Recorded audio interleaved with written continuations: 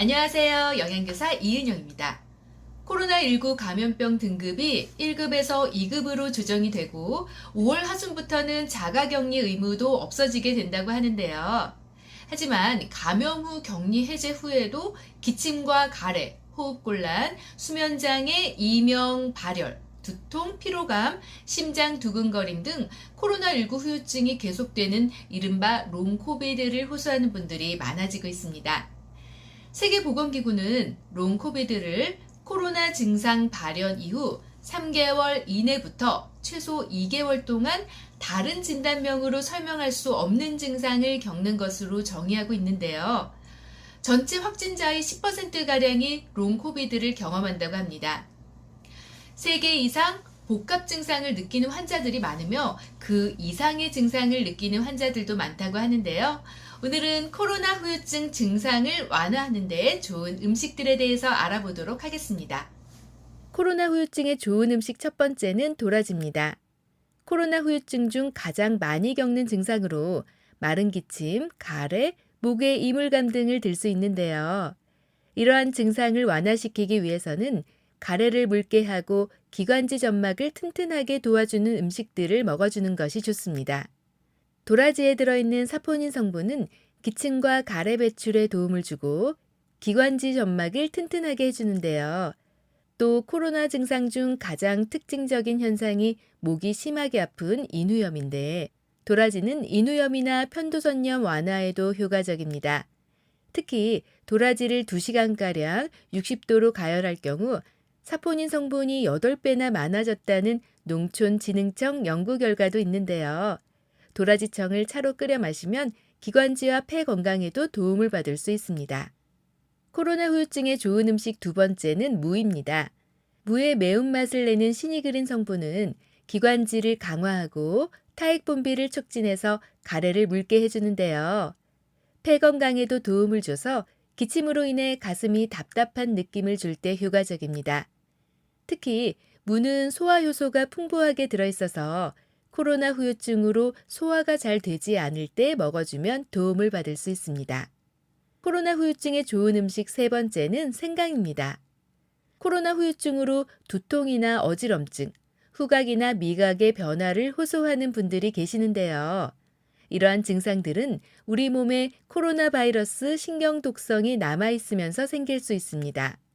생강의 매운맛 성분 중 하나인 진저롤은 해독작용을 하며 진통 효과와 함께 혈액순환을 촉진시켜서 두통과 함께 속이 울렁거리는 증상을 진정시켜주는 효과가 있습니다. 또한 염증과 가래를 없애주고 몸을 따뜻하게 해주는 역할을 해서 면역력 강화에도 좋은데요. 생강을 얇게 저며서 1시간 정도 끓여준 후 차로 먹어주면 좋습니다. 코로나 후유증에 좋은 음식 네 번째는 호박씨입니다. 호박씨에는 마그네슘과 셀레늄, 아연이 풍부하게 들어있는데요. 근육과 혈관을 이완시키고 긴장을 풀어줘서 긴장성 두통을 완화하고 코로나 후유증으로 생길 수 있는 우울증, 불안감, 피로감을 줄여주는 데 도움을 줍니다.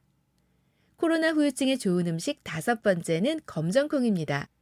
코로나와 같이 바이러스 감염 후에 만성 피로 등의 이상 증상이 생기는 것을 바이러스 후 피로 증후군이라고 하는데요. 피로, 수면장애, 어지러움, 근육통, 두통, 집중력 장애, 우울감 등의 증상으로 나타날 수 있습니다.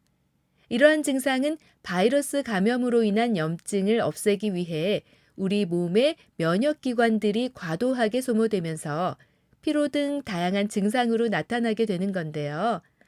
이러한 코로나 후유증에서 벗어나기 위해서는 피로 비타민이라고도 불리는 비타민 B군을 보충해 주는 것이 좋습니다.